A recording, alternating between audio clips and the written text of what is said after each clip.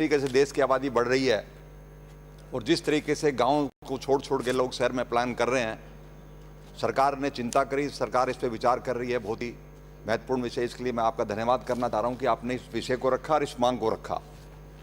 राजस्थान की सरकार और राजस्थान के मुखिया अशोक गहलोत जब से मुख्यमंत्री बने हैं तीसरी बार, और सबसे ज़्यादा अगर चिंतित हैं तो वो सरकार के मुखिया चिंतित हैं कि शहर का प्लान रोकना और शहर के आधारभूत जो ढांचा है उसको मजबूत करने की दिशा में स्वायत्त शासन विभाग का क्या महत्वपूर्ण योगदान है, उस पर चर्चा के लिए सरकार ने जो मंशा जाहिर की है निश्चित ही बहुत महत्वपूर्ण साबित होगी। माननीय सभापति महोदय, भारत के संविधान में मूल तहत नगर पालिका स्वायत्त शासन विभाग का कोई प्रावधान नहीं किया गया कोई कानून बढ़ाने के लिए। बेसिकली ये स्टेट गवर्नमेंट का इशू है, स्टेट राज्य लिस्ट में है शेड्यूल 7 के हिसाब से। फिर भी 74 जो अमेंडमेंट था कॉन्स्टिट्यूशन का, 74th अमेंडमेंट में इन्होंने शेड्यूल 9A और शेड्यूल 12 के तहत राज्य सरकार को या केंद्र सरकार ने इस पे कानून बनाने की कोशिश करी और केंद्र सरकार ने कानून बनाया भी। मैं आपके माध्यम से निवेदन करना चाह रहा हूँ कि 12वीं अनुसूची में ये भाग जोड़ा गया और 9 की A पार्ट में भाग जोड़ा कि केंद्र और राज्य सरकार मिलकर इस पे कानून बनाए, और 14वां संशोधन सरकार ने किया, जिसका नतीजा ये हुआ कि नगरपालिकाओं की जो बेसिक जो डेवलपमेंट की बात थी, सड़क की हो, चाहे पानी की हो, चाहे बिजली की हो, कि केंद्र सरकार भी इसमें अपना योगदान निभाए और केंद्र सरकार भी सुझाव दे। ब्रिटिश कानून के हिसाब से 1935 का भारतीय अधिनियम के हिसाब से बेस्ट नगरपालिका का दर्जा उसको दिया जाता है जिसका काम सुबह 5 बजे खत्म हो जाता है। यहाँ हिंदुस्तान में काम की शुरुआत होती है 8 बजे के बाद में। जब लोग शहरों में आना स्टार्ट करते हैं, अपनी दिनचर्या शुरू करते हैं, तब काम की शुरुआत होती है। ये बहुत ही महत्वपूर्ण विषय है कि सुबह 5 बजे से पहले नगरपालिका का काम खत्म हो जाना चाहिए, उसी को बेस्ट नगरपालिका माना गया है। और इसी धारणा, इसी मूल भावना के साथ में नगरपालिका का संविधान में प्रावधान किया गया। इस देश में समाज संस्थाओं को ताकत दी गई। मैं आपके माध्यम से निवेदन करना चाह रहा हूँ कि इस साल का जो बजट है, बजट में माननीय मुख्यमंत्री जी ने राजस्थान के तमाम जिलों में, सारे के सारे जिलों में नगरपालिकाओं के माध्यम से जो विकास शहर का होना चाहिए, चाहे सड़क हो, चाहे गंदे पानी की निकासी हो, चाहे पार्क की व्यवस्था हो, आवारा पशुओं के रोकथाम की बात हो, चाहे बारिशनामा दर्ज करने की बात हो, चाहे जमीन का रख रखाव हो, चाहे सीवरेज की व्यवस्था, उसकी सारी व्यवस्था की गई है सबके हिसाब से। मैं आपसे निवेदन करना चाह रहा हूँ सभापति महोदय, आगामी वर्ष में जो शहर में जिस तरीके से जो जिस तरीके की आबादी बढ़ रही है, राजस्थान सरकार ने 8 शहरों के अंदर जिसमें जयपुर, निवाई, नसीराबाद, किशनगढ़, अजमेर, आबू रोड, उदयपुर, भीलवाड़ा 3000 मकान बनाने का जो हाउसिंग बोर्ड के माध्यम से जो फैसला किया गया, बिल्कुल स्वागत योग्य है, इसका स्वागत किया जाना चाहिए। माननीय सभापति महोदय, मैं आपसे निवेदन करना चाह रहा हूं कि राज्य सरकार की जो नीति है, राज्य सरकार की जो मंशा है, नगरपालिकाओं की जो फाइनेंशियली जो कंडीशन है वो आपके सामने है। नगरपालिकाओं के पास में सोर्स ऑफ इनकम को ज़्यादा नहीं है। नगरपालिकाओं के पास में सोर्स ऑफ इनकम है वहाँ की ज़मीन है या हाउसिंग रेंट है। इसके अलावा गंदे पानी निकासी का जो ठेका है, हड्डा रोड़ी का ठेका है, इसके माध्यम से नगरपालिका अपनी आमदनी अर्जित करती है। नगरपालिका के पास में वित्तीय कमी को देखते हुए माननीय मुख्यमंत्री जी ने 1000 करोड़ रुपए की व्यवस्था की है। जो नगरपालिका की जो सड़कें हैं, जो नगर निगम की सड़कें हैं, नगर परिषद की सड़कें हैं, ये इनका प्रावधान किया गया। माननीय लावटी साहब कह रहे थे कि इसमें अलग से प्रावधान नहीं किया गया। माननीय लावटी साहब चले गए। मैं निवेदन करना चाह रहा हूँ आपके माध्यम से, माननीय मुख्यमंत्री जी ने क्लियर कहा है, ये सड़कें की जो रिपेयर है, सड़कों का मेंटेनेंस है, PWD में क्लियर लिखा हुआ है कि PWD डिपार्टमेंट जो है, सार्वजनिक निर्माण विभाग है, वो इन सड़कों का रख रखाव, उनका रिपेयर, उनका मेंटेनेंस का प्रावधान करेगा। मैं आपके माध्यम से निवेदन करना चाह रहा हूँ, जयपुर जैसा शहर, जयपुर इतना बड़ा शहर है जिसके अंदर शहर के अंदर रिंग रोड के जो प्रथम रिंग रोड है, सेकंड रिंग रोड है जो आगरा से दिल्ली तक, और प्रथम रिंग रोड आगरा से अजमेर तक, जिसका काम शुरू हो गया और दूसरे का काम चालू है। इस रिंग रोड के माध्यम से 700 करोड़ रुपए का प्रावधान किया गया है राजस्थान सरकार ने जयपुर के लिए। 700 करोड़ का छोटा नहीं है। मैं याद दिलाना चाह रहा हूं आपको सभापति महोदय, जब 2017-18 में हमारे वसुंधरा जी मुख्यमंत्री राजस्थान की एक दयमती जो नदी है, जिसको स्मार्ट कॉरिडोर बनाने की व्यवस्था की बात करी गई थी, जिसमें बजट में घोषणा की गई थी, जिसमें 30 करोड़ रुपए का प्रावधान रखा गया था। क्या 30 करोड़ रुपए का प्रावधान रखा गया है और 30 करोड़ में वहां हाईफाई होगा, स्मार्ट सिटी बनेगी, नदी के दोनों तरफ अपने नदी के दोनों तरफ जो है वॉकिंग ट्रैक बनेगा, ये सारी व्यवस्था की गई थी। मैं आपसे निवेदन करना चाह रहा हूं, मुझे बड़े अफसोस की बात है, माननीय विपक्ष के नेता बैठा, 11,000 करोड़ रुपया खर्च किया गया पिछली सरकार ने, जहां 30 करोड़ रुपए की प्रावधान की 11,000 करोड़ रुपए उस जयपुर की जनता का पैसा था, वो लोगों के टैक्स का पैसा था, जीडीए का पैसा था। उस पैसे को इस तरीके से बर्बाद किया गया। सरकार के पास में, पिछली सरकार के पास कोई जवाब नहीं इस बात का। अभी माननीय सांगानेर से हमारे अपने साथी चले गए जो बात कर रहे थे स्मार्ट सिटी की, मैं उनसे पूछना चाह रहा हूं, जो 11,000 करोड़ रुपया जो खर्च किया गया उसका कोई हिसाब किताब है सरकार के पास? क्या कोई हिसाब किताब नहीं है। सारी की सारी जो जीडीए का जो पैसा था, जो टैक्स का पैसा था, वो टैक्स का पैसा बर्बाद किया गया दमयंती नदी के माध्यम से। मैं आपसे निवेदन करना चाह रहा हूं सभापति महोदय, जल की निकासी के संबंध में राजस्थान सरकार ने घोषणा करी है, जो जल का निकासी का जो तंत्र है, जो सीवरेज का जो प्लान है, वो शहर के अंदर वो बेहतर होना चाहिए। उसको ध्यान में रखते हुए राजस्थान सरकार ने अलग अलग शहरों में अलग अलग सीवरेज प्लान बनाने की बात करी है। और जहां तक बार बार हमारे जो विपक्ष के साथी अजमेर की बात करते हैं, पुष्कर की बात करते हैं, पहली दफा मुख्यमंत्री जी ने घोषणा करी है कि पुष्कर एक धार्मिक नगरी है, विश्वविख्यात ब्रह्मा जी का मंदिर है, और जब बरसात होती है तो सारा का सारा शहर का पानी उस तालाब में चला जाता है। उस गंदे पानी को रोकने के लिए पुष्कर जैसी नगरी में उसको गंदे पानी रोकने के लिए डीपीआर बनाने की घोषणा की गई है। सरकार ने कहा जितना पैसा लगेगा हम इस पैसा खर्च करेंगे। इसके साथ साथ कोटा शहर जो है, जो यूडीएच शहर, जो हमारे धारीवाल साहब आते हैं यूडीएच में, कोटा में आरओबी और एलिवेटेड रोड, जो पूरा कोटा को, और जो सिग्नल फ्री कोटा होगा, और ये पहला प्रयोग किया गया कोटा के अंदर। निश्चित तौर पे कोटा की जो बढ़ती आबादी है, जिस तरीके ट्रैफिक का जो कंजक्शन है, उसको ध्यान में रखते हुए माननीय मुख्यमंत्री जी ने घोषणा करी है, कोटा शहर के अंदर सिग्नल फ्री रेड लाइट होगी, ताकि किसी प्रकार के ट्रैफिक में दिक्कत नहीं हो। मैं आपसे निवेदन करना चाह रहा हूं कि जिस तरीके से हमारे जो कल्चरल एक्टिविटीज होती हैं, जिस तरीके कार्यक्रम होती है, जोधपुर जैसे शहर के अंदर, जोधपुर शहर में 1500 व्यक्तियों को बैठने के लिए 60 करोड़ रुपए की लागत से एक कल्चर ऑडिटोरियम बनाने की बात करिए, ये स्वागत योग्य ये कदम है। और जोधपुर में खास तौर पे इसकी जरूरत थी, जिसको महसूस किया जब माननीय मुख्यमंत्री जी माना। मैं आपसे निवेदन करना चाह रहा हूं सभापति महोदय, 700 करोड़ रुपए की लागत से जयपुर जैसे शहर में जो हमारी हेरिटेज, जो हमारी कल्चर है, हमारी हमारी संस्कृति है, पारंपरिक स्थापत्य कला है, संस्कृति प्रदर्शित करते हुए सौंदर्यकरण किया जाएगा। 700 करोड़ रुपए की लागत से जयपुर में सौंदर्यकरण के लिए हमारे सरकार ने प्रावधान किया कि जयपुर को एक अच्छा बने, विश्वस्तरीय हो, लोग आए या टूरिस्ट आते हैं, ये प्रावधान भी किया गया। माननीय सभापति महोदय, मैं आपसे निवेदन करना चाह रहा हूँ, जिस तरीके से जयपुर में ट्रैफिक बढ़ रहा है, जैसे ट्रैफिक पर 7 चौराहे जो मेन चौराहे जयपुर के हैं, जहाँ 20-20, 25-25 मिनट तक जाम लगता है, 2-3 बार लाइट के 2-3 दफा जब ग्रीन लाइट होती है तब ट्रैफिक क्रॉस होता है। उसको ध्यान में रखते हुए मुख्यमंत्री जी ने 7 ट्रैफिक जो चौराहे हैं ट्रैफिक के, वो सिग्नल फ्री करने का जो मंशा रखी गई है बजट के अंदर, वो स्वागत योग्य। मैं उसके लिए धन्यवाद करना चाह रहा हूं मुख्यमंत्री का। 113 हेक्टेयर भूमि, जिस तरीके का सेंट्रल पार्क जयपुर का, आज बाहर से कोई भी व्यक्ति आता है सेंट्रल पार्क के बारे में जब जाता है, सेंट्रल पार्क में महसूस करता है कि मैं दुनिया के शानदार शहर में घूम रहा हूं।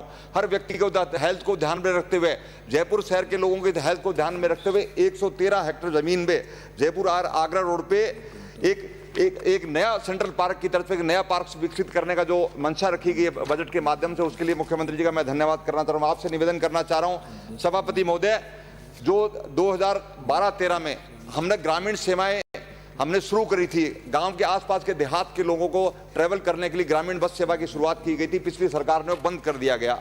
माननीय दोबारा से मुख्यमंत्री जी ने इसमें घोषणा करी है कि दोबारा से ग्रामीण सेवा को चालू करें ताकि शहर के लोगों को दिक्कत नहीं हो। उसके साथ साथ मैं मुख्यमंत्री जी का धन्यवाद इस बात के लिए करना चाह रहा हूं कि ट्रैफिक जिस तरीके जयपुर बढ़ा है, एक वायु प्रदूषण की चिंता करते हुए इलेक्ट्रिक बसों का जो संचालन किया गया है वो बहुत स्वागत योग्य है। निश्चित तौर पर जयपुर के लोगों की सेहत का ख्याल रखते हुए फैसला किया गया। माननीय सभापति महोदय, सड़क सुरक्षा की दृष्टि से वाहनों की तकनीकी जांच के लिए और उसकी गुणवत्ता सुनिश्चित करने के लिए माननीय विदाउट मानव का हस्तक्षेप से एक ऑटोमेटिक जो फिटनेस सेंटर की जो बात माननीय मुख्यमंत्री जी ने करी है, उसके लिए धन्यवाद। हमारे राजस्थान के 5 शहरों में ऑटोमेटिक फिटनेस प्लांट लगेंगे ताकि लोगों को इसका फायदा हो, जैसे प्रतापगढ़ है, करौली है, जैसलमेर है, बूंदी और बारां में।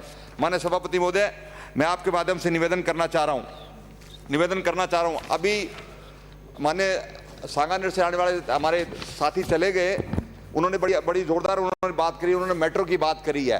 ये मेट्रो जब शुरुआत की गई थी, मेट्रो ने पिछले हमारी सरकार ने शुरू की थी, उस मेट्रो के दौरान ही इनके दिमाग में इस बात की शंका ये पैदा हो गया कि कांग्रेस को उसका क्रेडिट नहीं मिले। लेकिन मुख्यमंत्री जी की दृढ़ इच्छा शक्ति और जयपुर के लोगों की लाइफ लाइन, ये जयपुर की आबादी को देखते बहुत जरूरी था। मुख्यमंत्री जी ने मेट्रो की शुरुआत करी। आज मेट्रो का क्रिटिसाइज करने के लिए कोई शब्द नहीं है, लेकिन उस मेट्रो का कितने लोग फायदा उठा रहे हैं। जब मेट्रो बन रही थी, बार बार कभी मंदिर के नाम पे, कभी मस्जिद के नाम से मेट्रो के बीच में व्यवधान पैदा करने की सरकार ने कोशिश करी, पिछली सरकार ने। लेकिन मुख्यमंत्री की दृढ़ इच्छा शक्ति के सामने आज मेट्रो जयपुर में कामयाब होगी। और बार बार चारों तरफ से सोसाइटी के लोगों का संदेश आ रहा है कि मेट्रो को एक्सपेंड किया जाए, मेट्रो को सांगानेर तक किया जाए, मेट्रो को चोमू तक किया जाए, इधर बसी तक मेट्रो किया जाए, कोटपुतली तक मेट्रो किया जाए। ये लोगों की राय आ रही है और राजस्थान सरकार इस पे काम भी कर रही है, विचार भी कर रही है। लेकिन आर्थिक स्थिति को देखते हुए, वित्तीय स्थिति को देखते हुए निश्चित तौर पर आने वाले समय में लंबे मेट्रो चोमू तक, कोटपुतली तक, चाकसू तक मेट्रो जाएगी। ये मैं आपसे निवेदन करना चाह रहा हूं। माननीय सभापति महोदय, अभी चर्चा करी माननीय सांगानेर से आने वाले सांसद ने साहब गुलाब कोठारी जी 2011 में मास्टर प्लान की चर्चा करी। गुलाब कोठारी जी तो लिखते ही रहते हैं, उनका काम है लिखना। सवाल इस बात का कि 2011 की आबादी के हिसाब से जो मास्टर प्लान था, आज आबादी 2021 शुरू हो गया, 2011-21 10 साल का समय हो गया। 10 साल के दौरान कितनी आबादी बढ़ी है, किस तरीके के मास्टर प्लान में जो परिवर्तन होने चाहिए। आपका भी समय था, 2013 से 18 के बीच में आप लोग थे, आपने क्यों नहीं सुझाव दिया सरकार को इसमें बदलाव किया जा सके। लेकिन मैं आपसे निवेदन करना चाह रहा हूं, जिस तरीके से नगर पालिकाओं की जो स्थिति है, नगर निगम की जो स्थिति है, नगर परिषद की जो स्थिति है, उस पर सरकार को विचार करना चाहिए। और निश्चित तौर पे अगर आधारभूत ढांचे को ठीक करना है, अगर मास्टर प्लान में अगर कोई परिवर्तन करना है, तो सरकार को इसमें करना चाहिए। मैं आपसे निवेदन करना चाह रहा हूं। माननीय सभापति महोदय, एक हाउस टैक्स की जो बात है, नगर पालिकाओं के पास में हाउस टैक्स के अलावा कोई रास्ता नहीं है आमदनी का। मैं आपसे निवेदन करना चाह रहा हूं कि नगर पालिका की आमदनी बढ़ाने के लिए नगर पालिका की जो प्रॉपर्टी है, जब भी कोई चेयरमैन होता है, चाहे हमारी पार्टी का चाहे इनकी पार्टी का, वो सबसे पहले जमीन बेचता है नगर पालिकाओं की। अल्टीमेटली जमीन एक दिन खत्म हो जाएगी शहरों के अंदर, और नगर पालिका टोटली सरकार के ऊपर डिपेंड रहेगी, नगर परिषद सरकार पर डिपेंड रहेगी। नगर पालिका को परमानेंट सोर्स ऑफ इनकम का कोई ना कोई रास्ता निकलना चाहिए। उसका एकमात्र रास्ता ही है कि नगर पालिका को जमीन बेचने का जो अधिकार है, नगर पालिका कानून में कोई प्रावधान नहीं है नगर पालिका को जमीन बेचने का, लेकिन सरकार ऐसा राइडर लगाए कि नगर पालिका जमीन नहीं बेच सके, और उस पर कम से कम अगर नगर पालिका आमदनी करना चाह रही है अपनी जमीन के माध्यम से, कोई मार्केट डेवलप करना चाह रही है, कोई सार्वजनिक स्थान डेवलप करना चाह रही है, तो उसमें किराए का प्रावधान करे, ताकि नगर पालिका को सोर्स ऑफ इनकम, कर्मचारियों को तनख्वाह तो उससे निकलती रहे, नगर पालिका को डिपेंड नहीं रहना पड़े। ये मैं आपसे निवेदन करना चाह रहा हूं। माननीय सभापति महोदय, इसके साथ साथ मैं आपसे एक निवेदन ये भी करना चाह रहा हूं। जयपुर में लंबे समय से हाउसिंग सोसाइटी बनी हुई है और लाखों करोड़ों रुपए का उसमें घपला हो गया है। मैं आपके माध्यम से निवेदन करना चाह रहा हूं सरकार से कि उसको भंग करके सोसाइटियों को आप जेडीए के माध्यम से या सरकार का जो हाउसिंग बोर्ड के माध्यम से कॉलोनी डेवलप करे, ताकि लोगों को बेसिक जो रिक्वायरमेंट है, बेसिक जो लोगों की जरूरत है, वो हाउसिंग बोर्ड और जेडीए उसको डेवलप करे, ताकि लोगों को अच्छे हाउसिंग घर मिले और सस्ती की दर में कम से कम मकान मिले। और जो लोगों के साथ जो फ्रॉड हो रहे हैं, आए दिन अखबारों में पढ़ रहे हैं, 1/3 4 व्यक्तियों का नाम कर दिया गया और लोग धक्के खा रहे कोर्ट कचहरियों में, उनका कोई सुनने वाला नहीं है।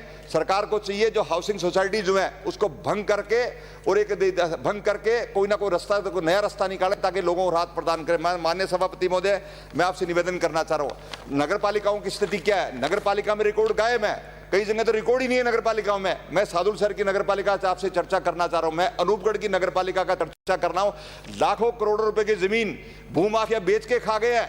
अभी तक कोई उनका समाधान नहीं हो गया। 20-20 दरखास्त सरकार में दी हुई है, पिछली सरकार में भी दी हुई है, इस सरकार में भी दी हुई है। अभी तक ना तो जमीन का कोई रिकॉर्ड है, ना जमीन का कोई कागजात है। लोग धक्के खा रहे हैं, कभी कोर्ट कचहरियों में घूम रहे हैं, कोई जयपुर में घूम रहा है, कोई दिल्ली में घूम रहा है, कोई नेताओं के घर में घूम रहे हैं। माने इसका कोई ना कोई समाधान करे, नगरपालिका को मास्टर रिकॉर्ड को मास्टर फाइल बनाए। अगर नगरपालिका कोई अधिकारी, कोई चेयरमैन उसको गायब भी करता है तो कम से कम मास्टर रिकॉर्ड के अंदर वो कागज मिले तो उसको किसी व्यक्ति को न्याय मिल सकता है। मैं आपसे निवेदन करना चाह रहा हूं। माननीय सभापति महोदय, कर्मचारियों की बात करी थी अभी लाहौटी साहब ने, पिछली 13 से 18 तक की सरकार थी, आपने क्यों नहीं भर्ती की है? आपने किसने मना किया था? आप ये बताइए कि स्वायत्त शासन विभाग के अंदर कितनी भर्ती पिछले 5 साल में हुई? ये तो पहली सरकार है। सरकार बढ़ने के बाद में माननीय गहलोत साहब ने अनाउंस किया कि सारे डिपार्टमेंट में, सारे विभाग में हम लोग भर्ती करने की कोशिश करेंगे। उसमें नगरपालिका भी है, नगर परिषद भी है, नगर निगम भी है। लेकिन पिछले 5 साल की जो सरकार थी, उस 5 साल में कितनी भर्ती करे, ये भी जरा सदन को बताएं आप। मैं आपसे निवेदन करना चाह रहा हूं, एक निवेदन मैं आपसे करना चाह रहा हूं। माननीय सभापति महोदय, हमारी सरकार ने कुछ नगरपालिकाओं को नोटिफाइड किया था, हाई कोर्ट की वजह से कुछ नगरपालिका डी नोटिफाइड करनी पड़ी। मैं आपसे सरकार से मांग करता हूं कि वो दोबारा से नोटिफाइड करे। वो सारे पैरामीटर पूरा करती हैं, सारे जो सरकार के जो पैरामीटर है नगरपालिका बनाने के, जनसंख्या का अनुपात हो चाहे दूसरे हो, वो पूरा उनको दोबारा से नोटिफाइड करे, जैसे सादुल सर की लालगढ़ नगरपालिका आदि। मैं माननीय सभापति महोदय, मैं आपसे निवेदन करना चाह रहा हूं, कुछ जो क्षेत्र है, जो गांव के क्षेत्र है, वो नगर परिषद के क्षेत्र में आ गए, नगरपालिकाओं के क्षेत्र में है।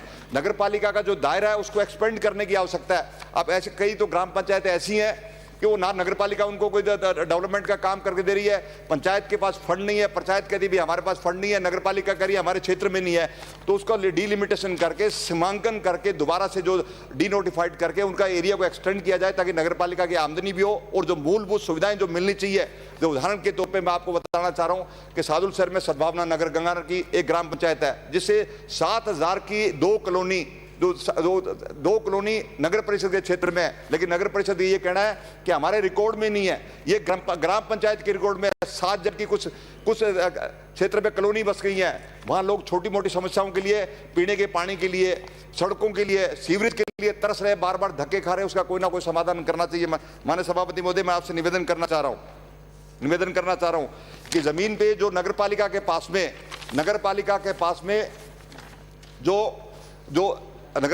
में जो वारिसनामा दर्ज करने का जो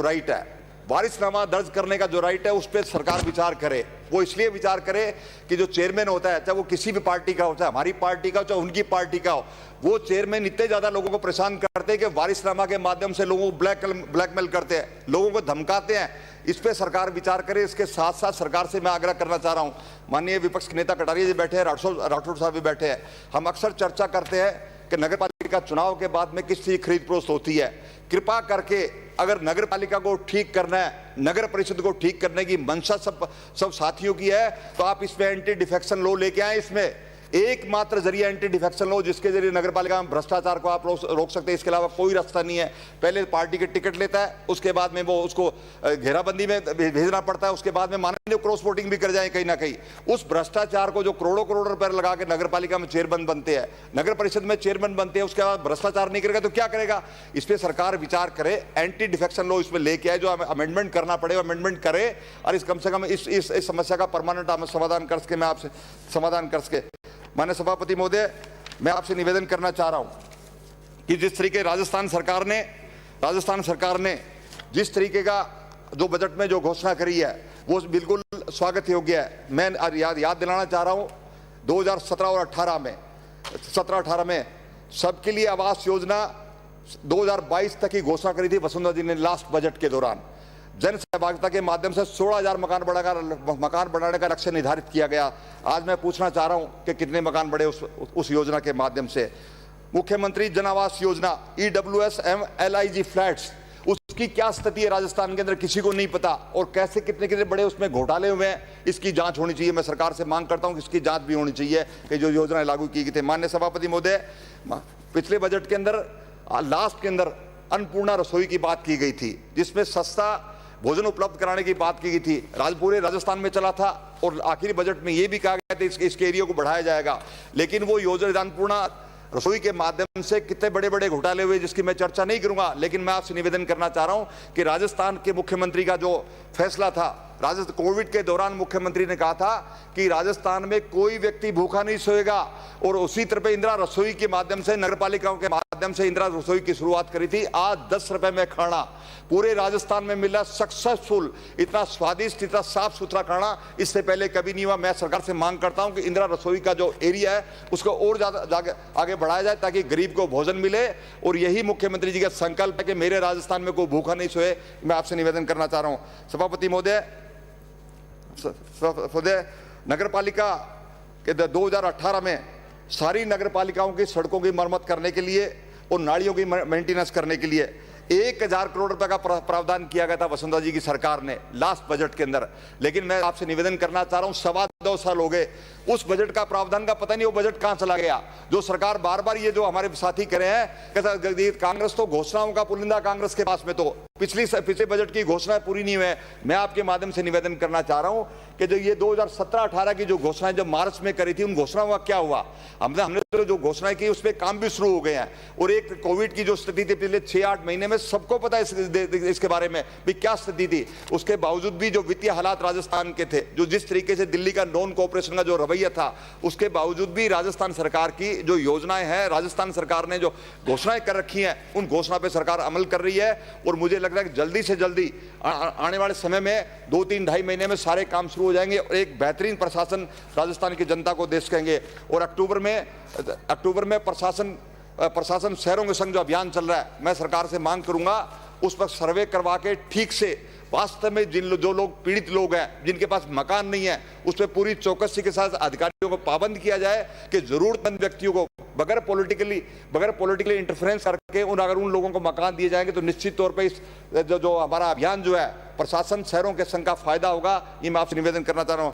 माननीय सभापति महोदय, एक मैं आपसे निवेदन करना चाह रहा हूँ, आए दिन शहरों के अंदर आवारा पशुओं की बहुत भारी समस्या है। हर शहरों में इतने पशु हो गए हैं कि जिसका नगर पालिका में कोई समाधान नहीं है। सरकार ने पैसों का प्रावधान किया, 6-6 करोड़ रुपए का प्रावधान किया है, लेकिन नगर पालिका के पास जमीनें नहीं है, सवाई चक नहीं है नगर पालिका के पास में। किसी नगर पालिका के पास में हो सकती है, लेकिन ज्यादातर नगर पालिकाओं के पास जमीनें नहीं है, जमीनें लोगों ने बेच खाई है। सरकार कोई ना कोई इसका रास्ता निकाल के, सरकार का रेवेन्यू, कहीं सरकार का सवाई चक है शहर के आसपास, तो कोई नंदीशाला या कोई ना कोई इनका समाधान करे, ताकि जिस आए दिन एक्सीडेंट होते हैं, आए दिन मौतें हो रही हैं, जान माल की दुर्घटना, ये सरकार कोई ना कोई इसकी व्यवस्था करे। मैं आपसे निवेदन कर रहा। तीसरा अध्यक्ष महोदय, एक बहुत इंपॉर्टेंट बात है, सबसे इंपॉर्टेंट बात यह है कि नगर पालिका में जो शहर के स्ट्रीट लाइट का जो मामला है, स्ट्रीट लाइट की स्थिति नगर पालिकाओं में, बल्ब तो रात को जगते हैं, लेकिन 4-4, 5-5 महीने से बिजली के बिल बकाया है। बिजली के बाद जो चेयरमैन आता है वो आगे के आगे एक्सपेंड करता जा रहा है, कहीं सीधी तारें डली हुई है। तो सरकार से मैं आग्रह करना चाहूंगा कि इस पे विचार करके नगर पालिकाओं की कोई स्ट्रीट लाइट का जो बिजली के बिल की जो व्यवस्था, कोई ना कोई समाधान करके उसका रास्ता निकाले।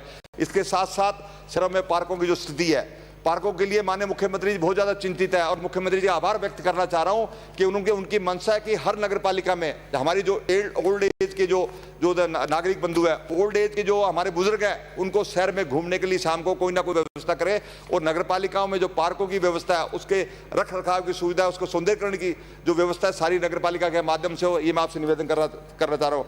माननीय सभापति महोदय, एक सबसे ज्यादा दिक्कत है गंदे पानी की बहुत ज्यादा दिक्कत है, और मुख्यमंत्री जी ने मंशा भी जाहिर करी है कि एसटीवी के माध्यम से, सीवरेज के माध्यम से शहर में गंदे पानी की व्यवस्था हो।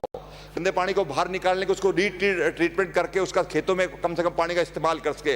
राजस्थान पहले ही पानी की तंगी से जूझ रहा है, लेकिन जो वेस्टेज है, जो पानी वेस्टेज है, उस पानी का कोई ना कोई समाधान करे। इसके साथ साथ शहरों में जो आरओ सिस्टम लगा हुआ है नगर पालिका के क्षेत्र में, गांव में तो कम है, नगर पालिका के क्षेत्र में जो आरओ सिस्टम घरों में लगे हैं, उससे बहुत ज्यादा पानी वेस्ट होता है। 50% से ज्यादा पानी वेस्ट हो रहा है। नगर पालिका के माध्यम से या पीएचडी डिपार्टमेंट के माध्यम से कोई ना कोई ऐसा रास्ता निकाले कि वो पानी की वेस्टेज नहीं हो। अगर पानी वेस्ट जा रहा है, उस पानी का कोई ना कोई इस्तेमाल करें ताकि उस पानी को हम बचा सके। इसलिए मैं आप सबके माध्यम से मैं माननीय मुख्यमंत्री जी का, माननीय स्वायत्त शासन मंत्री जी का मैं धन्यवाद करना चाहूंगा कि आपने इस विषय को रख के और सारी जो मूलभूत सुविधाएं जो शहर के माध्यम से जो आम व्यक्ति को मिलनी चाहिए, उस पर आपने गौर किया और लोगों का ध्यान रखा गया। पर एक बार पुनः मैं आप सबका, माननीय सभापति जी का धन्यवाद करना चाह रहा हूं कि आपने बोलने को मौका दिया। बहुत बहुत धन्यवाद।